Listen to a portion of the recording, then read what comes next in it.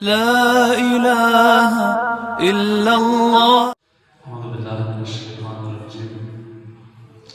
بسم الله الرحمن الرحيم. الحمد لله رب العالمين، والصلاة والسلام على أشرف الأنبياء والمرسلين، حبيب الله العالمين أبي القاسم المصطفى محمد. اللهم صل على محمد وعلى آل محمد وعلى أهل بيته الطيبين الطاهرين واللعنة الدائم على أعدائهم أجمعين. Thank Allah subhanahu wa ta'ala for giving us the tawfiq, inshallah, to listen to these lectures and teachings of the Ahlul Bayt, inshallah. If you remember, several months ago maybe, very briefly, some of you were here, I covered a topic very, very briefly in a nutshell. A topic maybe that might call for 5 to 10 nights of lectures, all of it in maybe half an hour if you remember.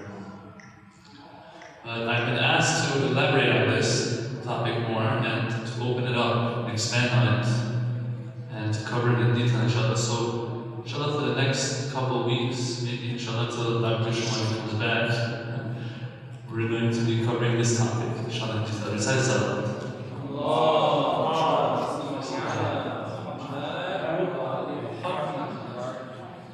The topic is, as we covered before, Al-Imamah Al-Ibrahimiyya. Okay? Now, you can translate that to Abrahamic Imamah. What is meant by that though?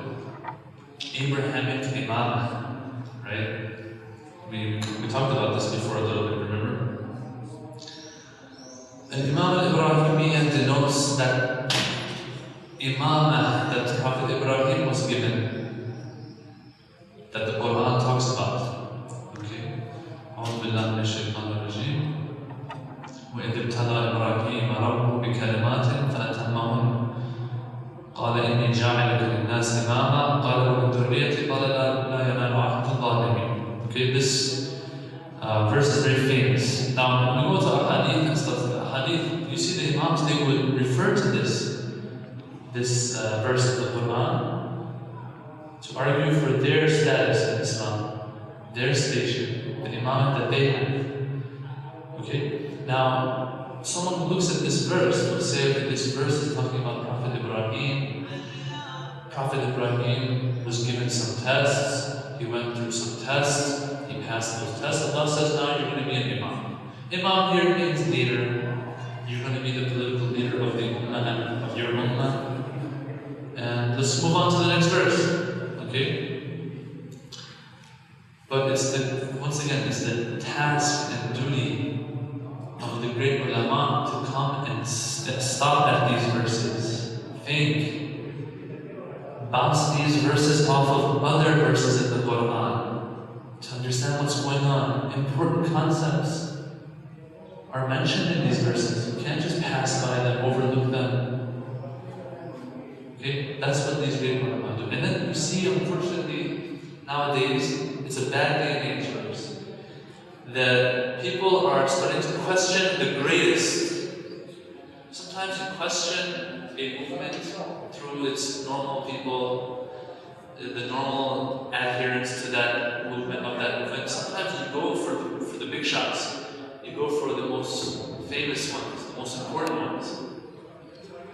Now, someone will say that, yeah, I mean, this big leader and figure of this movement, of this institution, is so high that people like this can't question it. There's no worries, nothing to worry about. Is that what it is? Nothing to worry about. I mean, this person is at level 1, that great alim, that great figure is at level 1,000. What can that one person do? And that's true. Okay? All those free people out in the world, they know what the truth is. But slowly, when you start tainting these individuals and these personalities, when you start tainting them, the lay people out there, the people who really don't have that discretion, that power to be able to distinguish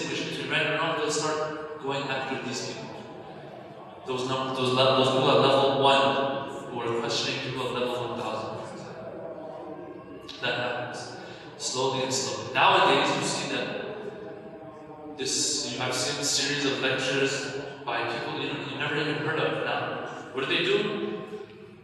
They say tafsir al-mizan fil mizan al-naqd. We want to criticize tafsir al-mizan. Okay? Sometimes you criticize it in an academic setting.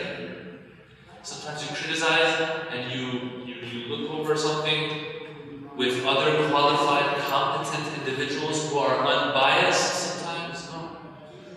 Sometimes what you do is you record a clip, you put it on the internet for everyone to see. Competent, incompetent, literate, religiously illiterate, doesn't matter. We're going to put it up. What happens? Eventually these things will have an effect. And that's what you see what's going on today with this great alim. I love, by the way. People start, this is what's happening out in the West. They're asked their question. But who are you to question? It doesn't matter. How are we going to counter? That's what counts. It's interesting. Right now I was passing by this part of the haram. The graves of the great ulama that are there. Allama Tabatabay's grave is the most visited almost right now, next to the Banjar.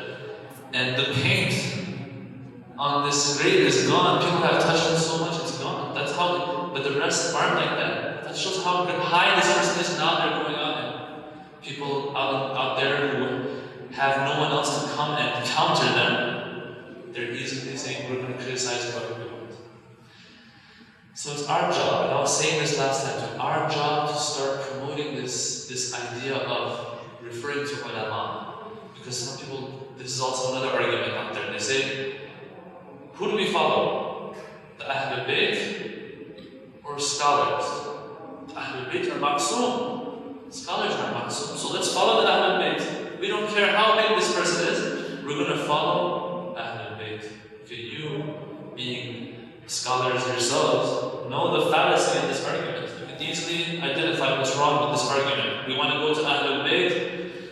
We don't have to go to the scholar because they're not ma'soom and these are ma'soom. We can easily pinpoint the problem with this argument, but for others it's not that easy. And since it's so easy for us, sometimes we feel like we don't really need to highlight it that much. But that's not the case. It needs to be highlighted for the lay people. Right? When I say lay people, without the negative connotation, just know people who haven't studied these fields. Now, recite Salam.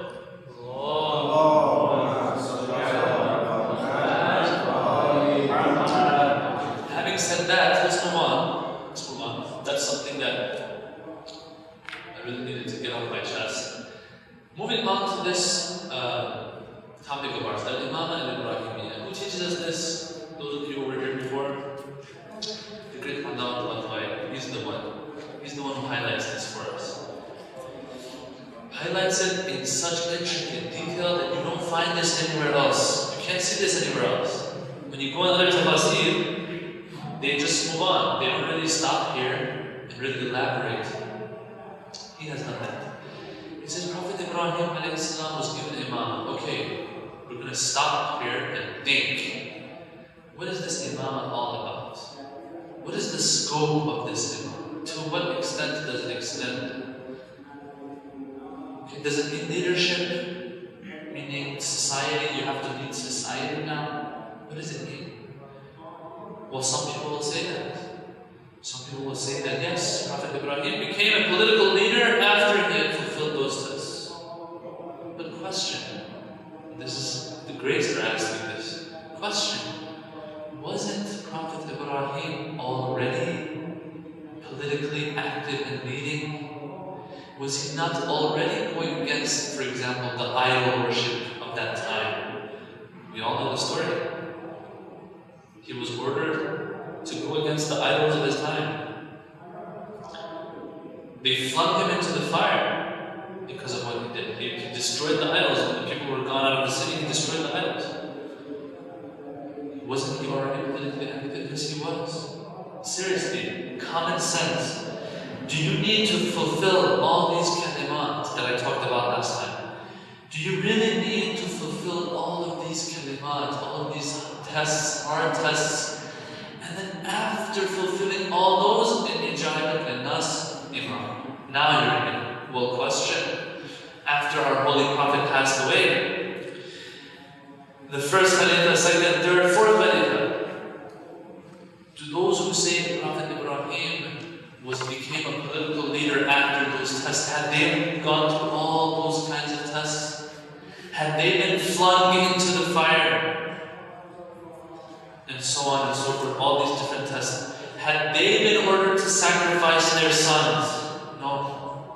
But they became political leaders after the Prophet. That's not one of the criteria of being a political leader, brothers. It's not. So this arouses our curiosity here. If Prophet Ibrahim was already a leader, already a prophet, already guiding people, telling them not to worship idols, telling them that this is Allah's path to salvation, then what was he given in this age after all those tests at an age of maybe more than 80, 90 years old? What was this that he was given that he didn't have before? That's the question. Very big question mark as to what this was. That's where these ulama stop and start asking themselves. We're not going to just move on without getting an answer to this question. Recite this salawat.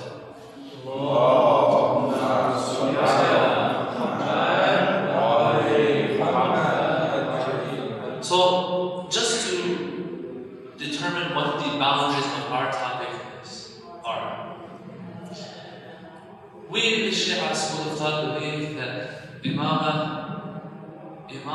is a divine rank, as opposed to what the other schools of thought believe, that it's not a divine rank. Okay.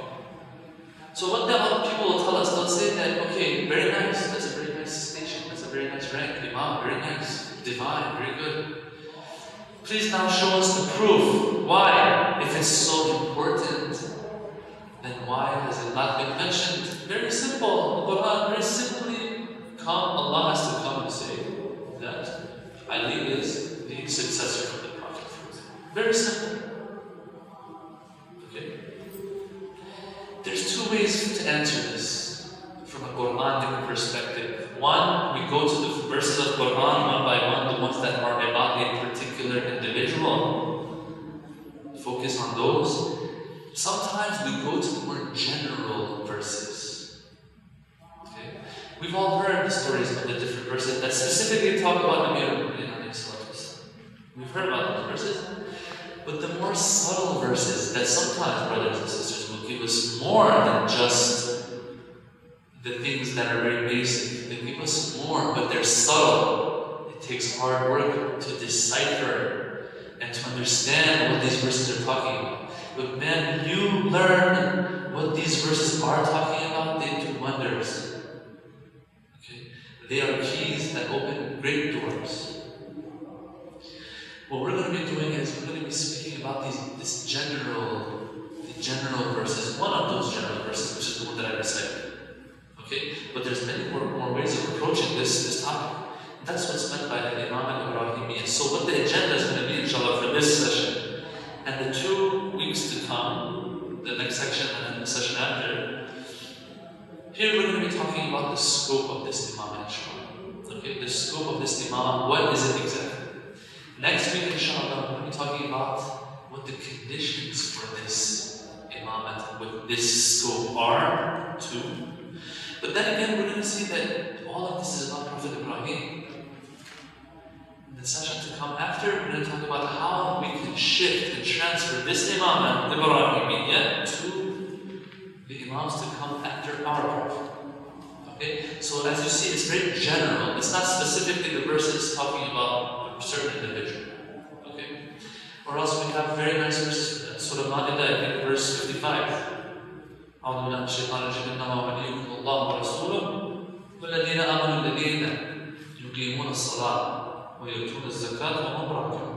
Alright, this is enough. I mean, what's the translation? Your guardian is only Allah, His apostle, and the faithful who maintain the prayer and give zakat and the poor. We've all heard this verse, we know what it's talking about. Okay? So those people who might come and say, why didn't Allah SWT just straight up, instead of talking like this, vaguely, in a way that it can be applicable to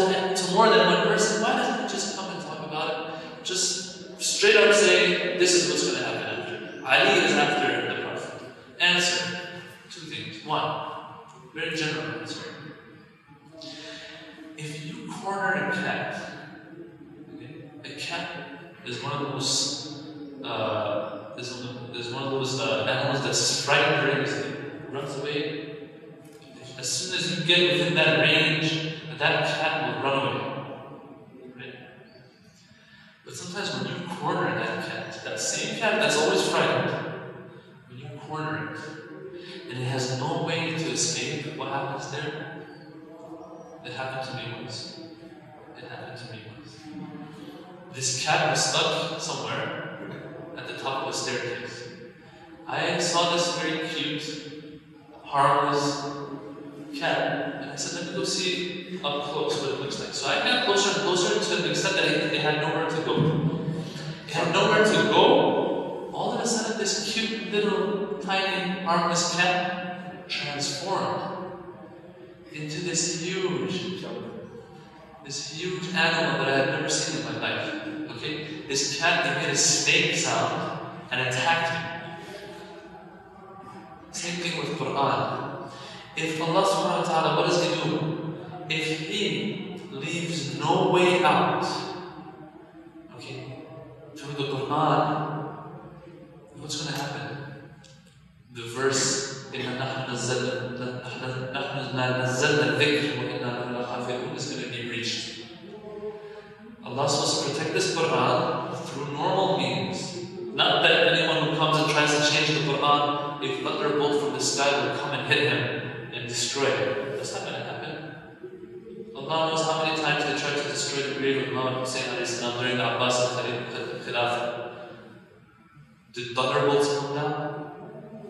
Just recently, the grave of the great companion of the Prophet, Hujjat Ali. The Salafis, what they've done. We seek refuge in Allah from these monsters. And we ask Allah to relieve the Muslimin of their nuisance and malice. Is it that a thunderbolt is going to come down from the sky, or an animal is going to come and eat that person? No, that's not the case. Allah is supposed to protect the Quran through normal means. One of those is that He doesn't say something against some people that's going to cause them to try to get rid of the Quran. Because if that's the case, then the Prophet, did he not use names? Did the Prophet use names or not? What happened?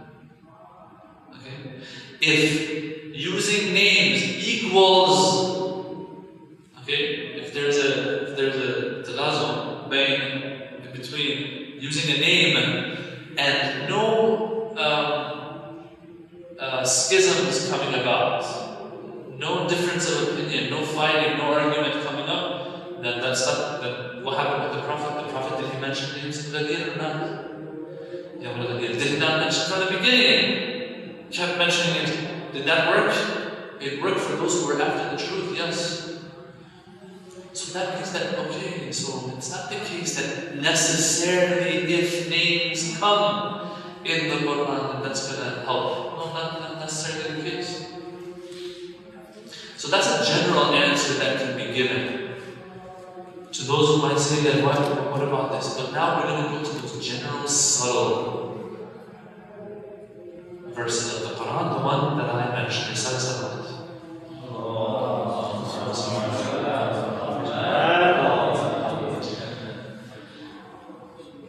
The problem that comes up now is that people come up to you and they get all upset.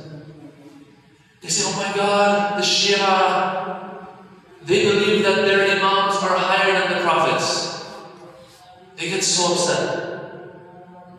You say that your imams are higher than the prophets. Na'udhu billah. The prophets could hear Jibreel. How can you say that? You yourselves say that your imams don't receive revelation. Then how come you say they're higher? They get very upset. The answer is, and we're slowly moving into the topic slowly. The answer is that when Allah subhanahu wa ta'ala, when we're talking about the imams being higher, we're talking about even before. We're talking about before Islam even. Don't get upset. Okay? We want to come step by step. Slowly. Take their hands and move on with them. show them that, listen, don't say our Imam's higher than prophets. Don't use this terminology. Let's look at it this way. The right way of saying it, okay, in concept and in theory, is that Imamah is higher than Nubuwwah. Whoever it's going to be about. Yes, the misdaq, the example, the application of this theory, sometimes, yes, we'll see that some of our Imams are higher than the Prophet. But let's not even go there right now. Imamah is higher than Prophethood, Nubuwwah. Why? Because the Prophet Ibrahim alayhi salam, he had to develop so much, had to undergo so many tests, that in the Quran Allah says, now that you have finished those, now that you have fulfilled those, you have reached a spiritual development and rank that you are deserving and worthy of this rank. Now you're an Imam. So we're not even talking in an Islamic context here. We're talking pre-Islamic context. We're not even in Islam right now. No Islam. Before Islam. Question, was Prophet Ibrahim higher when he was Prophet only, or now that he's Imam too? Of course. The Quran is saying, now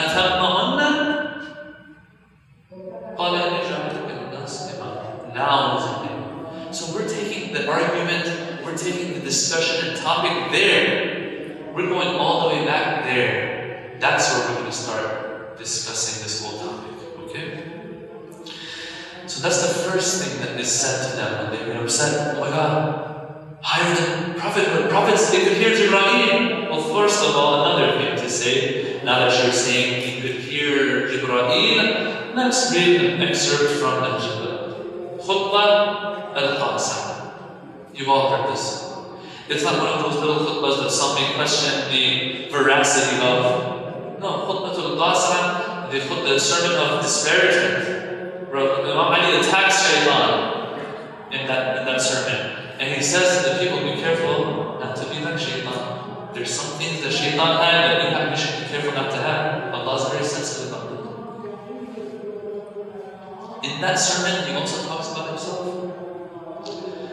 What are we talking about here? People who get upset, they see prophets, they see things, they hear things that Imams can't hear. What does Imam Ali say? I'm going to read this very fast, okay, because it's long, okay? The part we need is just a couple sentences, but it's so nice that I'm going to read the whole part, this whole excerpt here. Certainly, he says to the people, certainly know my position of close kinship and special relationship with the Prophet of Allah. When I was only a child who took charge of me, he used to press me to his chest and lay me beside him in his bed like a father. Bring his body close to mine and make me smell his smell. SubhanAllah. Look at this. These are takweeni effects that this has. He used to chew something and then feed me with it. All the way till he says, I used to follow him like a young camel, following in the footprints of its mother. Every year he used to go in seclusion to the Mount of Hira, where I saw him but no one else would see him. In those days, Islam did not exist in any house except that of the Prophet and Khadija, while I was the third after those two to become Muslim. These merits, if anyone else had them, I don't know how much they would make noise about it. I used to see and watch, now this is the part. I used to see and watch the light of revelation. Ya Amir al-Mu'minin, what do you mean by the light of revelation? What does Amir al-Mu'minin mean by the light of revelation here? He used to see the light of revelation and prophethood. When the revelation descended on the Prophet of Allah, Imam Ali says, I heard the moan of Shaitan. Shaitan moaned. The aneen of Shaitan, if I remember correctly, that's the term for it. The aneen of Shaitan. I heard him. He was upset. His cry, his moan, I heard it. Imam Ali heard this. Don't say that prophets hear things but no, that's not enough. We need more. I said, oh Prophet Allah, what is this moan? And he replied, this is Shaitan who has lost all hope of being worshipped. Okay. Till here someone will say, well, this was a moment, maybe others could have heard it, okay. قضية. It's something that happened. Why are you saying? Still, the prophets, they hear things, they see things that who you believe in can't. Well, the prophet goes on to make a general statement. Ya Ali, what? إِنَّكَ تَسْمَعُ مَا أَسْمَعُ وَتَرَى مَا أَرَى. You see what I see and hear what I hear. Absolute, general, mutlaq. No stipulation, no conditions. تسمع ما أسمع إن كنت نبيا. No, none of that. تسمع ما أسمع وترى ما أرى. Who's saying this? The people who himself in the That's enough, I believe. So if that's your condition, if that's your criteria for being so high, well, no, they have this too. But later on, we'll come to this conclusion that these things aren't that important. Okay? So those people get upset.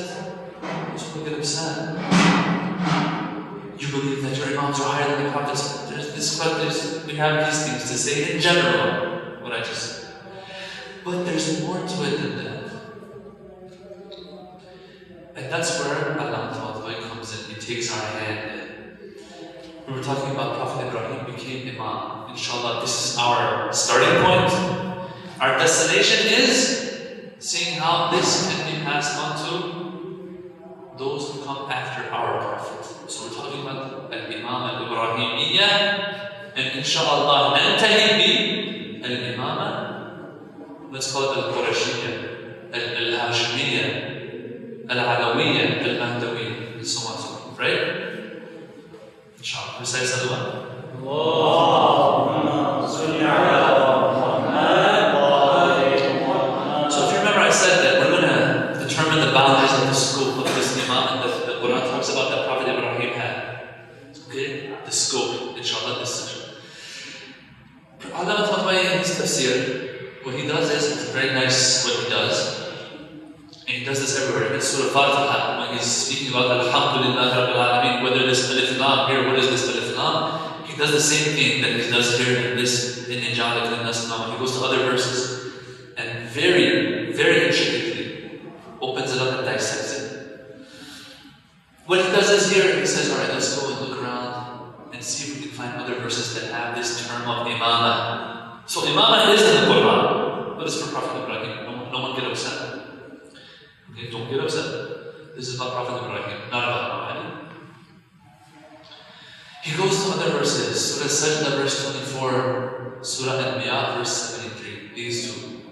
He comes up with these two verses that shed some more light on this Imam.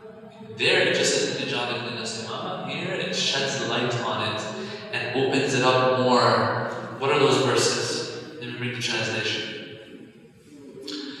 Surah Anbiya, verse 73. We made them, Prophet Ibrahim, and those of you who were here in that first session, and my apologies, I'm just going to read through these very quickly. We've talked about this before a little bit.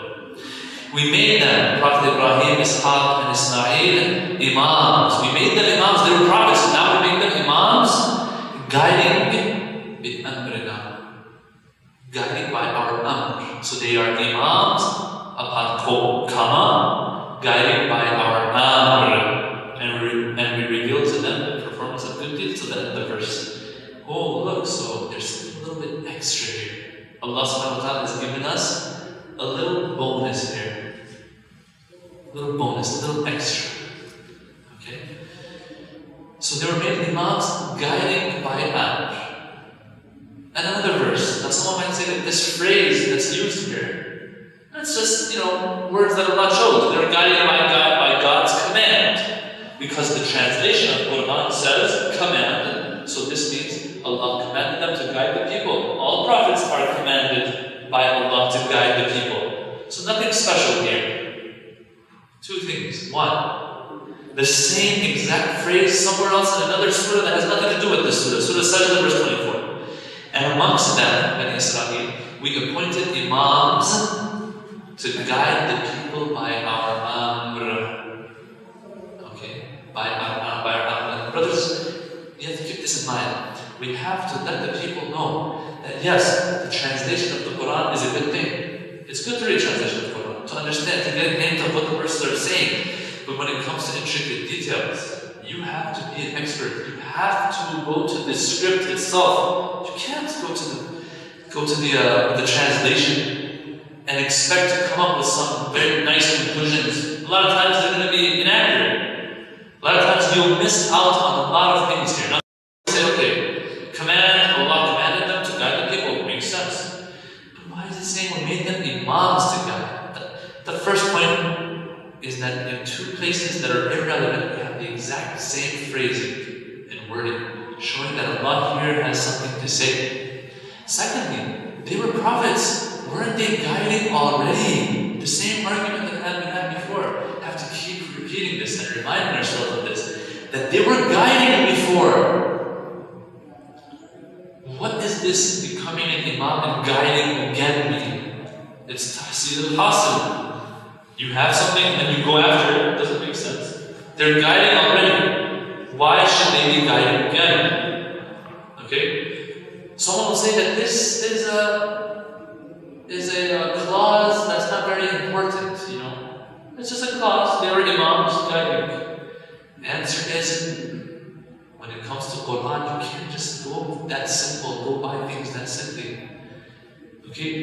When the Quran talks about Prophet Sulaiman and how that jinn said, I can bring the throne of Bilqis.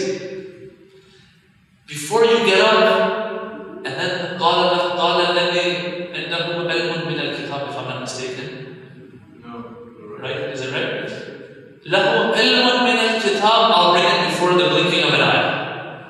Okay, someone will say, oh, it's blinking of an eye. علم من الكتاب, it's just nothing. A person said this.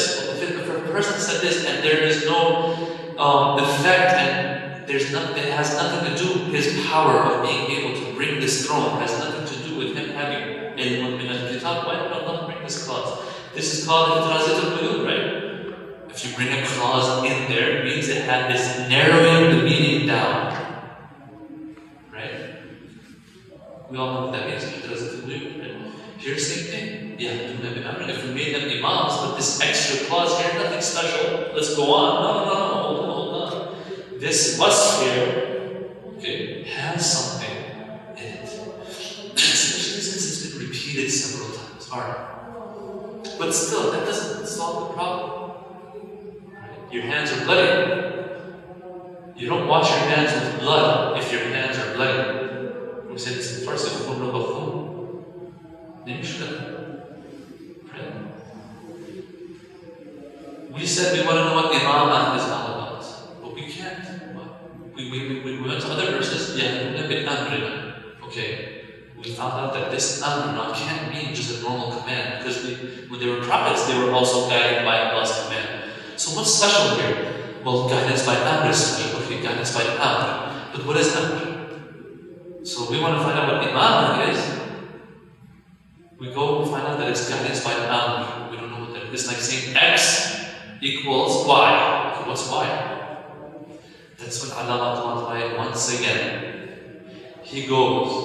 Back then there was no search feature in the Quranic software during Allah's time, was there?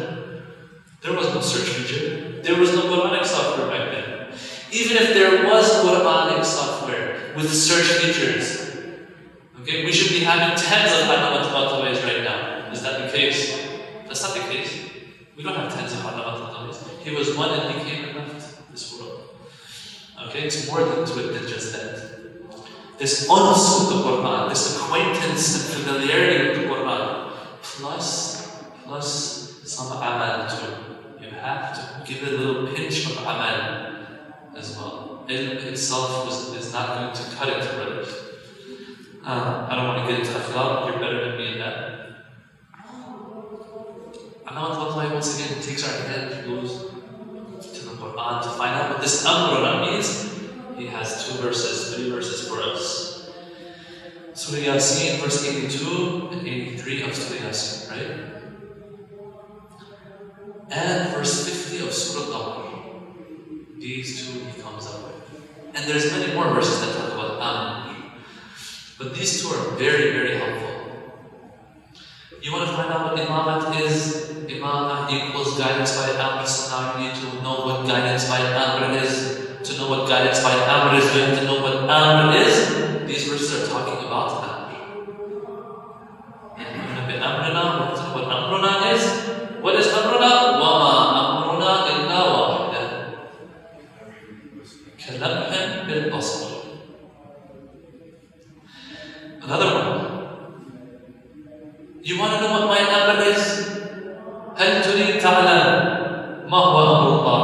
ما هو أمره؟ ما هو؟ إنما أمره. This is very. You can see the qiyas here. You can see it. Okay, that was the Sobra, the Kubra, or whatever. Okay, or whatever. I don't want to get into that. This is his amr. They're guided by his amr. His amr is this, so they are guided by this. What is his amr? إنما أمره إذا أراد شيئا أن يقول له كن فيكون. فسبحان الذي بيده ملكوت كل شيء. Alright, now things are getting clearer and clearer. The scope, okay, is getting clearer. Alright, please add all of these up for us. What does he say? He says, okay, this verse is saying that the amr is only this. Only إِنَّمَا أَمْرُهُ إِذَا أَرَادَ شَيْئًا. Okay, if he wants something, this is his amr. Okay, this is what has to do with him, his matter. This is how he makes things happen. Okay, he says, kun fayakun, it has to do with takween and creation. فَسُبْحَانَ الَّذِي بِيَدِهِ مَلَكُوتُ. This fa shows, subhana alladhi shows that what this power of being able to say kun fayakun is. This is in other words, this is the malakut of all things. Wow. So everything we see in this alam al-wujud, in this universe, in this world of creation, has a malakut side to it. Malakut kulli shay. So kulli shay lahu malakut. Everything has a malakut, which Allah has access to. Okay? So amruhu has to do with malakut kulli shay, having access to the malakut of all things. But what is this malakut? These are where the greats have to explain to us. Abdul Jawad Imam also has this in Tasneem. They say that this world, everything, creation has two sides to it. One side is the mulki side, one side is the malakuti side. Does that mean that there's two things? We are two, everything in this world is really two things? No. I remember this was an argument one of the people of the time of the Prophet, maybe one of the Imams he used. He said,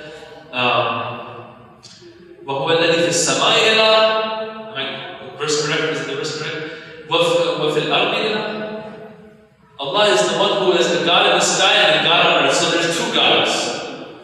He said, no, that's not the case. And he explained to him, just because there's a God in the heavens and the God on this world doesn't mean these two. Those are two aspects. Okay? Same thing here. The mulki side and the malakuti side.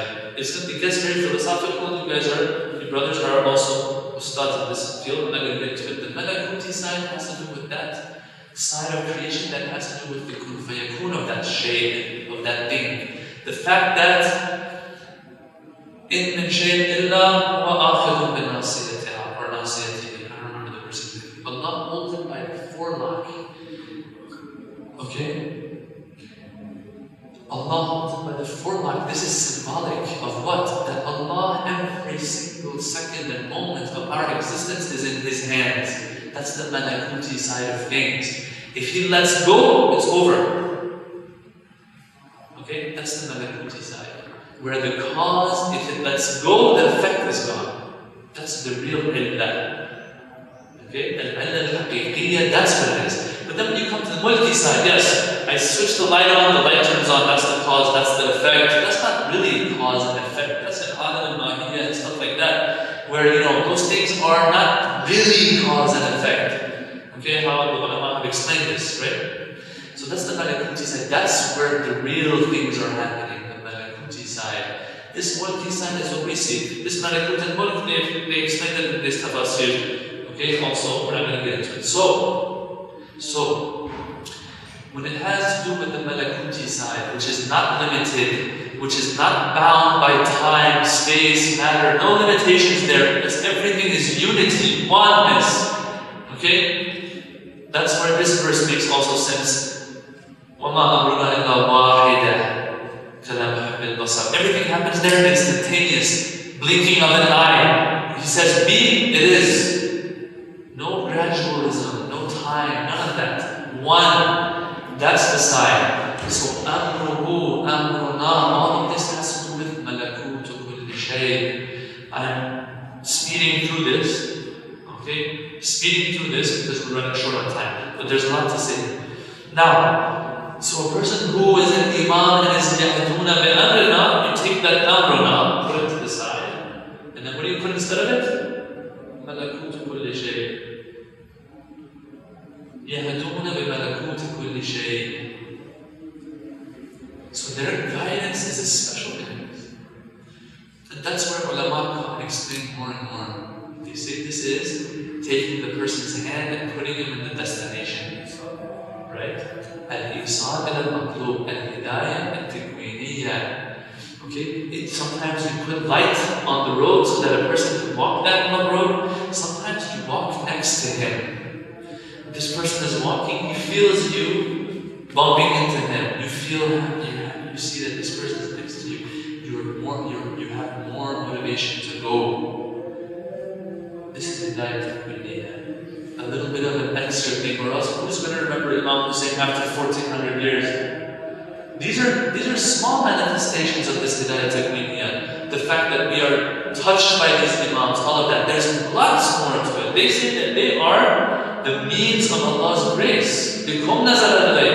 And so on and so forth. But this is the minimum. That they, in a Tikwini way, come and take your hand. Of course, to the extent that it's not against al-ikhtiyar and free will, of course, to that extent. Okay, inshallah, we're going to pick up where we left off next week, if Allah wills, and see what the conditions for such an imamah is, inshallah, by the grace of Allah subhanahu wa ta'ala. We ask Allah subhanahu wa ta'ala to give us tawfiq to learn more and more of these details of His deen, to practice them, inshallah, and implement them in our own lives, and inshallah, finally to be able to propagate and promote them amongst the Shia and the believers, inshallah.